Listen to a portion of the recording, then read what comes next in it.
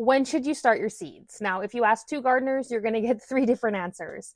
Really, the point is that people will start them early, people will start them late. Today, I want to share with you just a few different ideas of things you can think about to determine when is the best time for you to start your seeds. Welcome back if you're new here. My name is Kayla, and this is 5 Canadian Acres. Now, there is an optimal time to start your seeds. Most of the seed packets will have it on there, like tomatoes start 6 to 8 weeks before your last frost, such and such.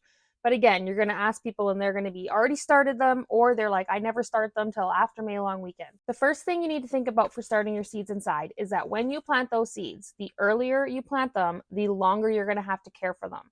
Some things, of course, need to be started early, but things that don't necessarily need to be started that early, you can go ahead and wait because it's kind of a balance between effort versus reward. So you could start something 3 weeks earlier and you plant it out and you're going to get something in your garden like your fruit maybe a week earlier. So if that's working for you, if that's really what matters to you, then go ahead and do that. But for that extra 3 weeks of effort, I know so many of us are busy. Sometimes for me, like I like to just wait and then I'll start them. And then the less time I have to spend inside, the less money. So you have to think about your indoor setup. You've got lights, you've got water, your time that you're spending. So I just like to minimize that as much. Now, I planted a lot of stuff in the past, way too much stuff. I have learned from my experience because I have done this. So now I am only going to start what's necessary inside and really plant as much as I can outside. And of course, that depends a lot on your indoor setup too, with how much you can start. If you have a huge, large area, some really good lights, lots of time on your hands, and you can go ahead and start a lot of things. So it's really important to remember these little tiny seedlings we're growing now grow pretty big. And I have done experiments in the past with tomatoes that even though they're started 2 weeks earlier and they're bigger when you plant them out, these ones that are planted later, they really catch up because sometimes they can get stunted. So again, starting things earlier can actually set you back because the plant can get stunted and then you plant it in your garden and you don't know it's only producing half the amount of tomatoes as the one beside it or that it could have potentially grown. And don't feel bad if you don't have a setup or you don't even want to start seeds because it can be a little bit of a cost. There are a lot of local greenhouses now, or even like myself, I sell my extra seedlings in the spring. A lot of local growers that you can go ahead and support and just buy the seedlings in the spring. And really, if you think about that cost for the time and the lights and everything, buying $2 to $5 for a seedling, you're pretty much probably on par. Now, another thing to think about of starting seeds inside is that some plants are more tolerant of being in pots versus others.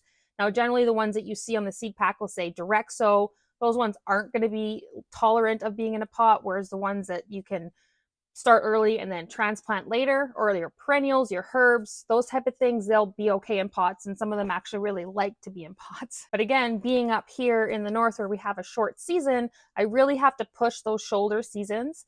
So I like to know the why behind things, such as say with like squash. Squash don't like to be transplanted, is what everybody says. And the reason behind that is because they don't like their roots to be disturbed.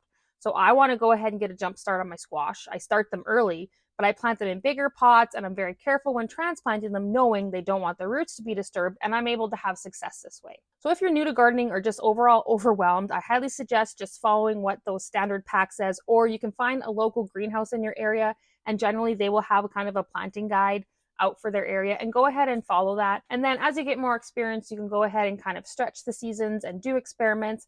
I mean, go ahead and experiment now. That's totally fine, but I know it can be overwhelming.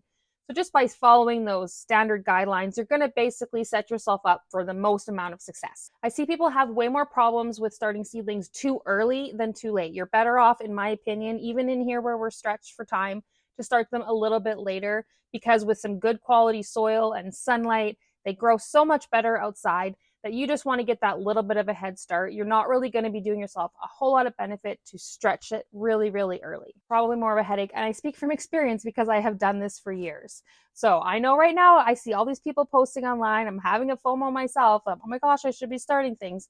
And I will shortly. Certain things like onions and those herbs and perennials, they can be started soon.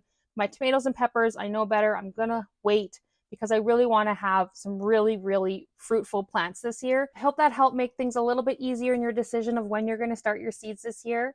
And as always, thank you so much for watching, and we'll see you next time. Bye.